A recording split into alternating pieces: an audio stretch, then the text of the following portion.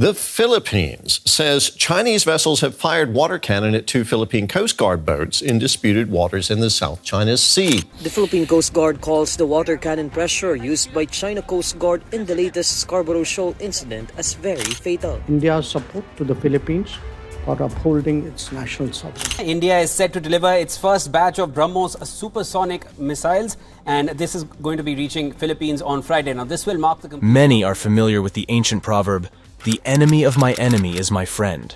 The term suggests that two countries can work together, set aside differences in order to unite against a common enemy. At first glance, India and the Philippines seem to have nothing in common. But what brings them together? China. Welcome to Out There International.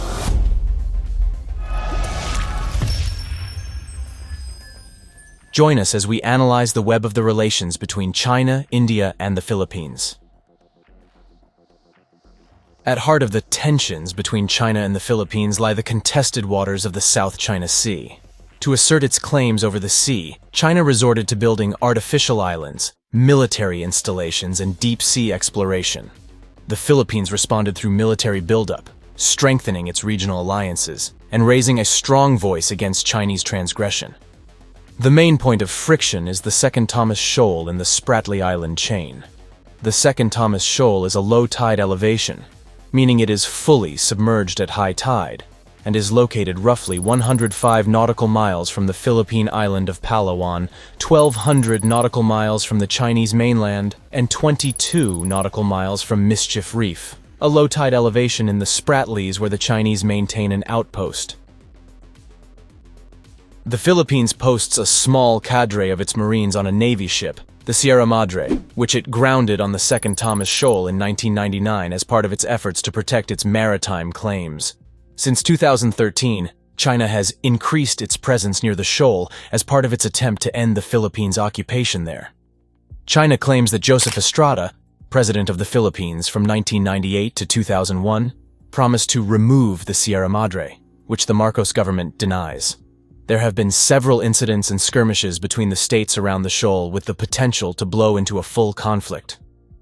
In February 2023, a Chinese vessel targeted a Philippine boat with a military-grade laser, reportedly temporarily blinding some crew members. In October 2023, Chinese Coast Guard and maritime militia vessels surrounded and collided with a Philippine Coast Guard vessel and another supply vessel. China Coast Guard vessel 21556 carried out a dangerous maneuver to BRP Sendangan at a distance of 1 meter. Just last month, Chinese Coast Guard and maritime militia vessels fired water cannon and took other actions to obstruct Philippine boats near the shoal. The encounter was the first time China has fired water cannons at PCG vessels. The water cannons had enough pressure to bend steel. Amid the chaos of the water barrages, a crew member was heard to say, "China seems like they want to kill us." It just goes to show that Goliath is becoming more Goliath. Commodore J. Tariela, the Philippines Coast Guard spokesperson, said at a news briefing the following day, "They don't hesitate to use brute force to violate international law." For years, the Philippines has exercised restraint in response to China's assertive and belligerent attitude, but now President Ferdinand Marcos Jr. has taken a more public stance in challenging China's stance than his predecessor, Rodrigo Duterte. Our independent foreign policy compels us to cooperate with them on matters where our interests align, to respectfully disagree. Heavy defense procurement, modernization, and acquisition of weapons suggest the Philippines is preparing for the worst. We are not satisfied with minimum deterrence. Movement is life. Stagnation is death. Colonel Michael Logico, a top strategist at the Armed Forces of the Philippines, recently told a reporter when asked about the country's evolving defense strategy, "We need to elevate ourselves into world-class armed forces," he added. This year, the Philippines announced their decision to acquire multiple submarines as part of a massive $36 billion defense spending package. The Philippines defense chief has ordered the military to boost the number of troops stationed at the northernmost islands near Taiwan to fortify Manila's territorial defense capabilities. Defense Secretary Gilberto Teodoro also called for the development of more structures on the remote Batanes Islands, less than 200 kilometers or 125 miles from Taiwan. Despite all these measures, being a smaller state, the Philippines faces the dilemma of countering the great power China. To make up for possible shortcomings, the Philippines for years has been making alliances with other countries facing the same predicament. In the Southeast Asia region, the potential ally is India. Now, let's take a look into their bilateral relationship. When India launched the Look East policy and intensified partnership with ASEAN in 1992, it laid the foundation for stronger relations with the Philippines, both bilaterally and in the regional context. With the Act East policy initiated in 2014, the relationship with the Philippines has since diversified further into political security, trade and industry, and people-to-people relationship building. The Philippines has supported India on the international stage in many instances. The country has always been supportive of a greater role for India in the UN Security Council. Twice, it supported India's bid for the non-permanent membership of the UN Security Council in 2011 through 2012 and 2021 through 2022, a policy that clearly goes against China's stance. The Philippines also expressed support for the G4 Initiative for Security Council reform in 2013, which was reiterated at the Foreign Policy Consultation Strategic Dialogue in March 2015. The Philippines supported India in the election to IAEA and Interpol. Several foreign service officers from the Philippines have attended the ASEAN Diplomats course that is held at the Sushma Swaraj Institute of Foreign Service in India. As per the Government of India, bilateral trade between India and Philippines increased from $1.89 billion in 2015 and 2016 to $3.05 billion in 2022 and 2023, crossing $3 billion mark for the first time.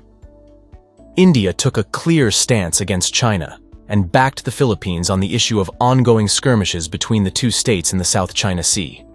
Both sides are also favoring implementation of an arbitral award by a UN court on the South China Sea. The UN's Permanent Court of Arbitration, adjudicating the Philippines' case against China's territorial claims in the South China Sea, ruled in favor of Manila. However, China refused to accept the verdict. India's support for the Philippines' rights within its EEZ coincides with the Marcos administration's efforts to optimize its resources and diplomatic and defense networks to safeguard the country's territorial integrity and sovereign rights. While on an official trip to the Philippines this March, Indian Foreign Minister Jaishankar said, "The progress and prosperity of this region is best served by staunch adherence to rules-based order, and UNCLOS is particularly important as the Constitution of Seas." I take this opportunity to firmly reiterate India's support to the Philippines for upholding its national sovereignty.